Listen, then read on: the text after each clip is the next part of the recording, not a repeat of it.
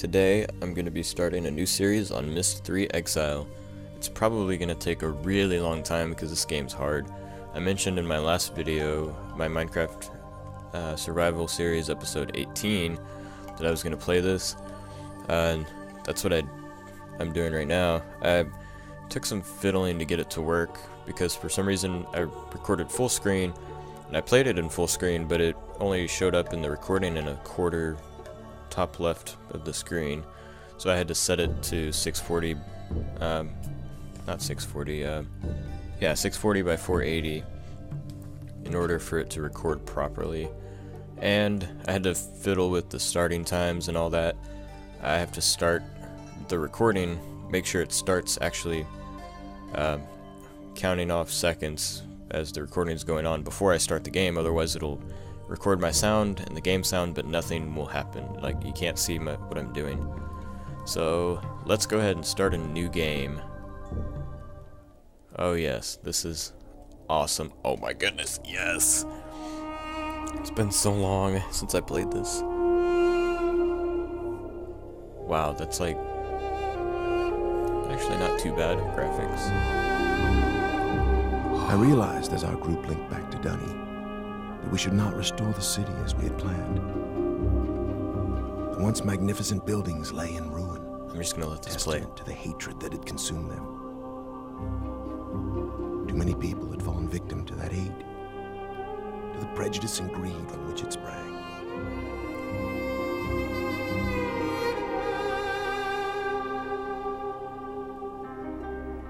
Gazing out across the cavern, I decided to write another age. One that would help the Dunny survivors begin again, free from the tragedies of their past. So with my wife, Catherine, supporting me, I put aside that past to write a future. More than a year has gone by since I finished writing Relishon. I have a new daughter, who I hope will someday link to the age with me. And as I imagine Yisha meeting the Dunny, those brave men and women who are building a new life for themselves, I realize I've been given another chance as well. A chance to learn from my mistakes and leave the past behind me once and for all. ATRUS. Yes. I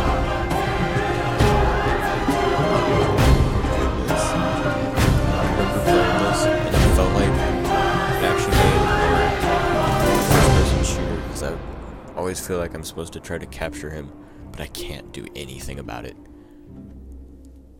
Wow. These graphics. My goodness. Breathtaking, isn't it? Oh my gosh. We call it Tamana. We moved here after ATRUS finished writing Relishon. He wanted us to have a new home too. Whoa. I'm so glad to see you. That's a baby. I told ATRUS our paths would cross again. He was just going to grab something for your trip to Relishon, so he shouldn't be terribly long. Unless he decides to check over the whole house first, which means he could be hours resetting all his padlocks. But I know he was looking forward to introducing you to the Dunny, so he shouldn't be terribly long. Why don't you wait in his study? He has a study. This is weird. That looks like a real picture. It probably is. Wow, this is... I remember I didn't like this part. It was weird. I don't think it's stretching because she looks normal. She doesn't look stretched, but the screen doesn't show like the whole thing. Open the door. Study. This is gonna be kind of trippy. Fire. I can't do anything. He doesn't want me to burn. Ooh. Can I look at any of this? Nope. Okay. That's a picture of that lady, I think. You're responding so quickly to security and someone who's becoming it's kind of the idea that someone may have been sneaking in. Oh, reading all my journals. Boy, they're gonna be sneaking in your study, reading all your journals, disturbing you. After what happened to my library on Myst, often after my own sons. Oh, he lost his kids. I think they're stuck in the ages. Sirius and Akanar destroyed so many. Oh, they destroyed his books. That's what it is. I didn't realize how delicate the link is to my worlds. Yee. I've never been able to repair those burned books. Aww, to link to each age and find out if the inhabitants survived. Padlocks won't change that. Blah blah blah blah. ATRUS. Okay. Can I write a letter? No, I can't. Ooh, I can. Whoa! That's weird. Okay, let me go over here. Can I look at this one? Relishan. Well, my friend, Hello. I see you found the Relishan book. Catherine tells me you've been here for some time. I'm sorry if I've kept you waiting. No. Since we'll be gone a few days, I needed to secure some of my things. And I also wanted to bring you this. Myst. It's a journal I kept while I was writing Relishan. I thought you might find it interesting to read. Oh, yeah, About what I yeah. hope to achieve, compared to what the age truly is. Well, just let me get my keys to unlock Relishan, and we'll be off. Yeah, I'm because interested in hearing what you've been up to in recent no one months. can break glass. Ah. Oh my gosh, that guy was freaking creepy. Oh. No! No!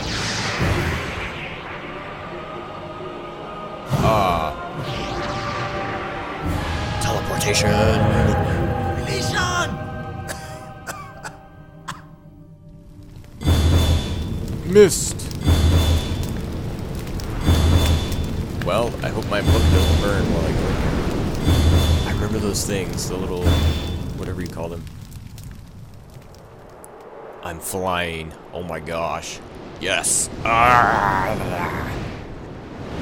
Look at that. It's beautiful. I remember the tusks. The tuskuses. Oh my god. So much nostalgia. Cry.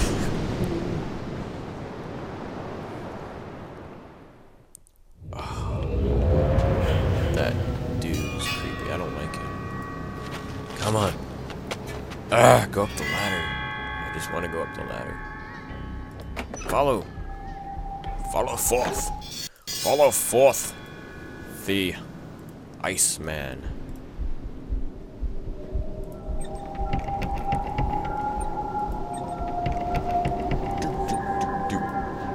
I can't even go in there. I'm gonna have to find another way. I don't know what to do. Oh no. I think there's another door somewhere. Let's see if I can find it. There is over there. Yeah, I have to go around. I love this game. It's like another part of my childhood. Go down here and see what I can find. Go up here. The blue thing. Oh, I'm looking at the wrong end. I see it. I don't know at all what... There's some way I have to find which color to set each one to. Or... No, I have to turn them to look at another one. And then I have to go check it. Or... Do they have to look at the right one? I don't know. Okay, let me look over here. Dang it. I'm gonna have to make them look at the right one. I have no idea how to do this. I completely forgot. Sorry. Let's see, let's keep going this way. And... I need to get back there somehow. I'll just keep going this way. Wow, this, I have a feeling this is going to take a very long time to finish. Not that that's a bad thing. I love a challenge. Oh, I remember that house. I want to go up here. Okay, I have to go here.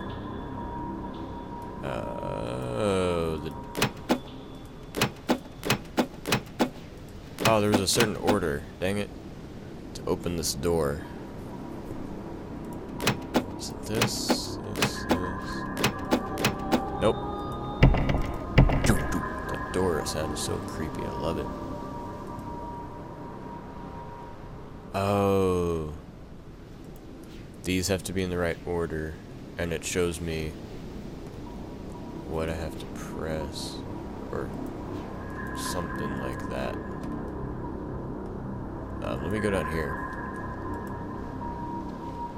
and go to the house by the water. This is actually really fun. This is gonna be so much better than I remember it. Open the door. Oh my goodness. Pump the lever. Ooh, fancy. That's how you open doors. That's how it's done. Can't touch that. Can't touch that. Where do I...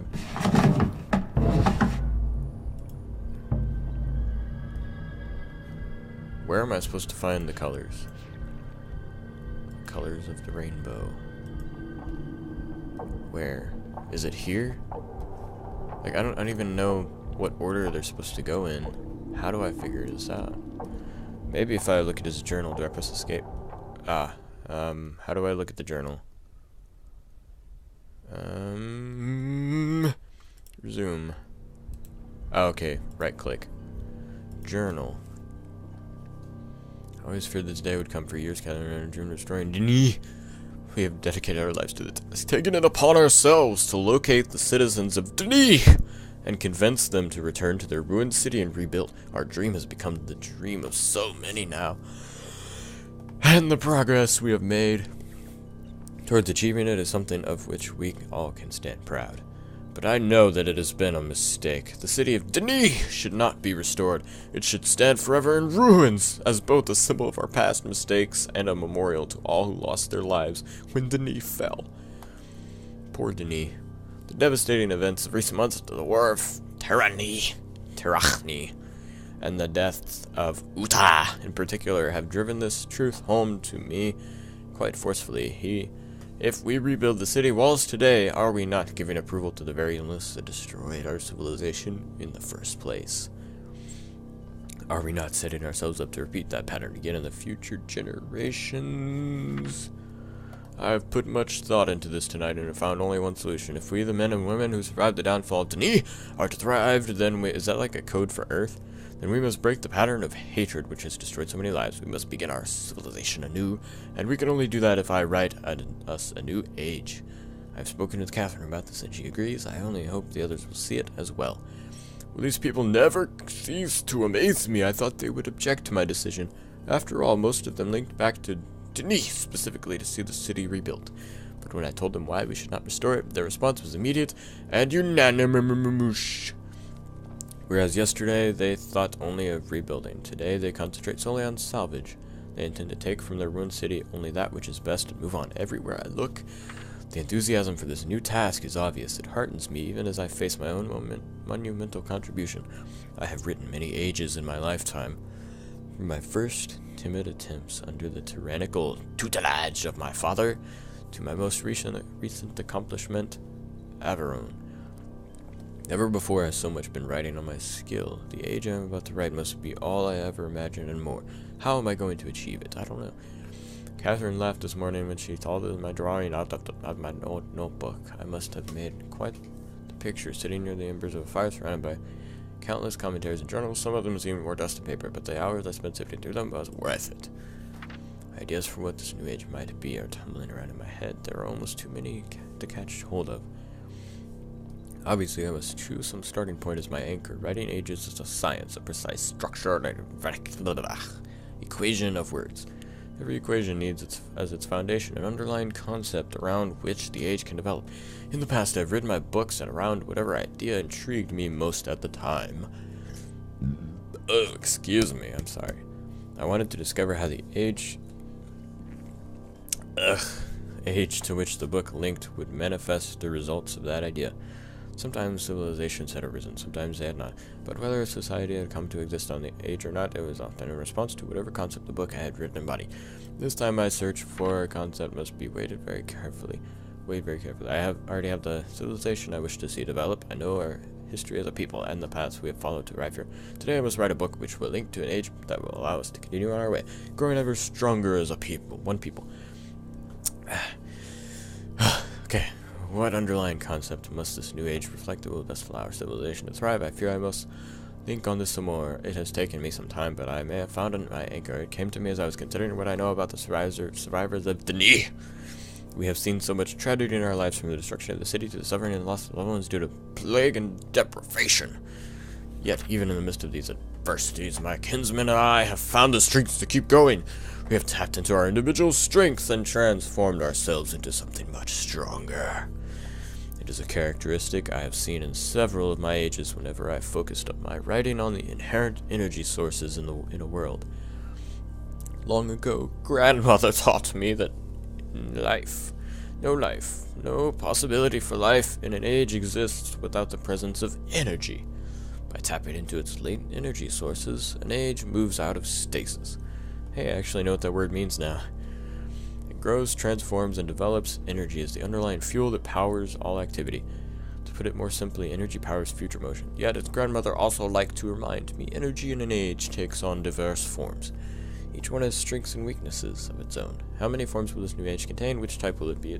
Will it be its dominant theme? Tomorrow I will link back to Myst, and from there revisit several of my ages. Perhaps in my old world I would discover new ideas.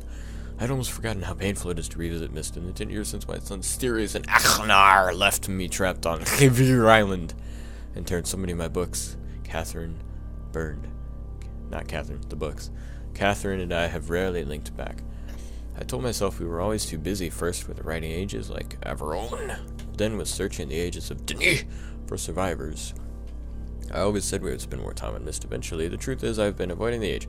Seeing the island in its current condition ignites such anger and grief. I am immediately... Wait, am I on Denis? I thought that was some other world. Ignites such anger and grief. I am immediately reminded of the betrayal of my sons, as well as the cruelty and greed which they plundered my ages.